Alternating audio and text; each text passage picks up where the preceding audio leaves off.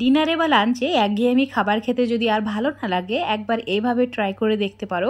খুবই ভালো লাগবে খেতে, যেমন হবে নরম তুলতুলে সেই রকম দারুণ সুস্বাদু। আর তৈরি করা তো খুবই সহজ, যে কোনো সময় ঝটপট তৈরি করে নিতে পারবে। এই নরম তুলতুলে পরোটাগুলো তৈরি করার জন্য একটা নির্দিষ্ট কাপের মাপ করে 1 কাপ জল নিতে হবে ফ্রাই প্যানের মধ্যে। তারপর দিয়ে দিতে হবে 1 চামচ গোটা জিরে, 1 চামচ চিলি ফ্লেক্স মানে শুকনো লঙ্কা গুঁড়ো, আর দিয়ে দিতে হবে ধনেপাতা, স্বাদ মতো নুন, আর দিতে হবে অল্প একটু তেল। সমস্ত কিছু ভালো করে মিশিয়ে নিতে হবে।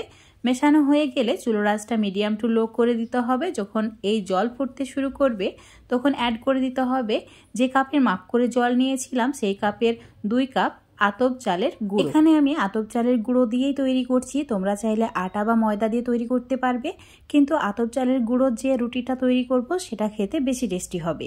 তোমরা চেষ্টা করবে আতপ চালের গুঁড়ো দিয়েই তৈরি করার।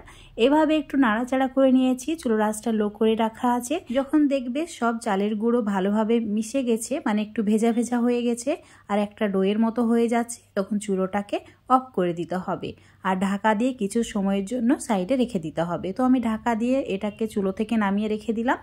এবার চুলোর উপর একটা কড়াই নিয়েছি, কড়াইয়ে দিয়ে দিলাম সর্ষের তেল। তেলটা নিজেদের পছন্দ মতো যে পরিমাণে রান্না করবে সেই হিসাবে অ্যাড করতে হবে। এবার তেলের মধ্যে অ্যাড করতে হবে আগে থেকে কেটে পরিষ্কার করে ধুয়ে নেওয়া ফুলকপি আলুর টুকরো।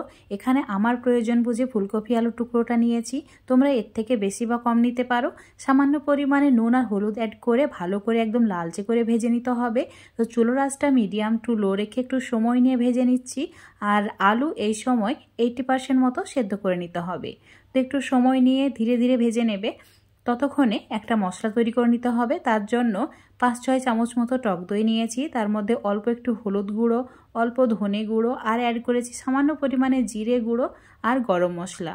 এবার একটু কাশ্মীরি লঙ্কার গুঁড়ো অ্যাড করে দিয়েছি। এবার সমস্ত কিছু একটা চামচ দিয়ে ভালো করে মিশিয়ে নিতে হবে, আর এটা মেশানো হয়ে গেলে সাইডে রেখে দিতে হবে। এবার দেখে নিতে হবে আলুগুলো সেদ্ধ হয়েছে কিনা।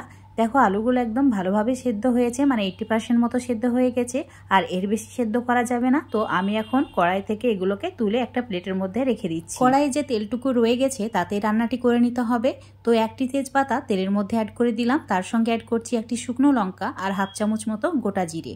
এই 3টি উপকরণ লালচে হওয়া পর্যন্ত অপেক্ষা করতে হবে। যখন লালচে কালার হয়ে যাবে একটা মিডিয়াম সাইজের পেঁয়াজ এভাবে কেটে নিয়ে অ্যাড করে দিতে হবে। এবার চুলার আঁচটা মিডিয়াম টু লো রেখে পেঁয়াজের কালার হালকা লালচে হওয়া পর্যন্ত ভেজে নিতে হবে।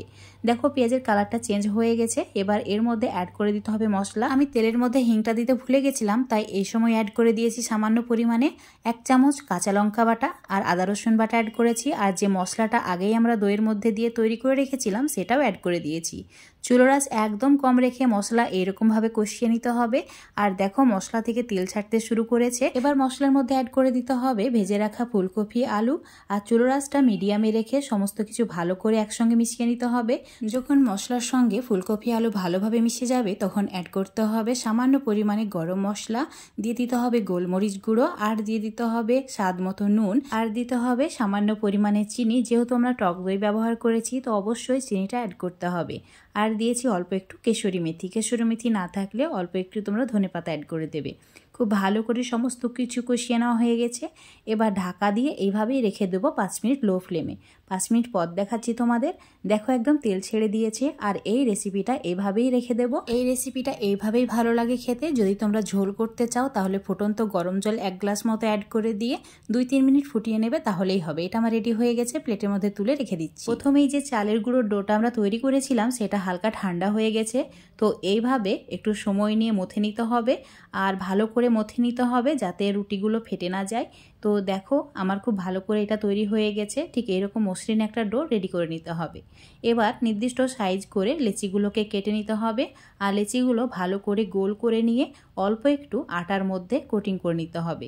যে কোনো আটা, ময়দা বা চালের গুঁড়ো দিয়ে কোটিং করতে পারো। আমি এখানে চালের গুঁড়ো দিয়েই কোটিং করে নিয়েছি, মানে মাখিয়ে নিয়েছি চালের গুঁড়োটা। এভাবে একদম পাতলা রুটির মতো করে বেলে নিচ্ছি। যতটা পারবে পাতলা করে বেলার চেষ্টা করবে। এই রুটিগুলো একটু পাতলা খেতেই ভালো লাগে, আর অবশ্যই একটু বড় করে বেলবে। যখন এই রুটিটা আমরা সেঁকবো অনেকটাই কিন্তু ছোট হয়ে যাবে।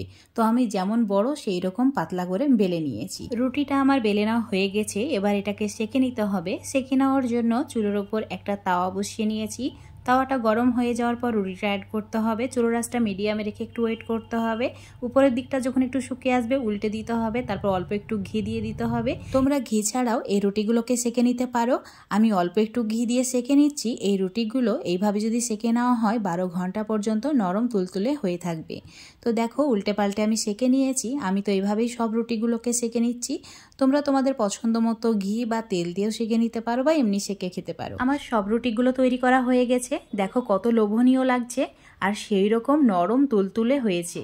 তো এই রুটিগুলো যে কোনো সময় ঝটপট তোমরা তৈরি করে নিতে পারবে কোনো রকম ঝামেলা ছাড়াই। আর এগুলো নর্মাল রুটির থেকে খেতে অনেক বেশি সুস্বাদু। আর এই রকম যদি আলুর তরকারি থাকে, মানে ফুলকপি আলুর তরকারি থাকে, তাহলে তো জাস্ট জমে যায়। আশা করছি আজকের এই রেসিপি দুটি তোমাদের খুবই ভালো লেগেছে। ভালো লাগলে অবশ্যই লাইক, শেয়ার, কমেন্ট করে দেবে। আজকের এই রেসিপিটা যদি ফেসবুক পেজ থেকে দেখো, পেজটাকে অবশ্যই ফলো করে নেবে। ইউটিউব থেকে দেখলে চ্যানেলটাকে সাবস্ক্রাইব করে রাখবে আরও এরকম ইউনিক সহজ রেসিপিগুলো পাওয়ার জন্য। তো বন্ধুরা অবশ্যই বাড়িতে একবার হলেও ট্রাই করে দেখবে, তারপর আমাকে খেয়ে কমেন্ট করে জানাবে। আশা করছি তোমাদের সত্যিই খুবই ভালো লাগবে। তো আজ এই পর্যন্ত, আবার দেখা হবে নতুন কোনো রেসিপি নিয়ে।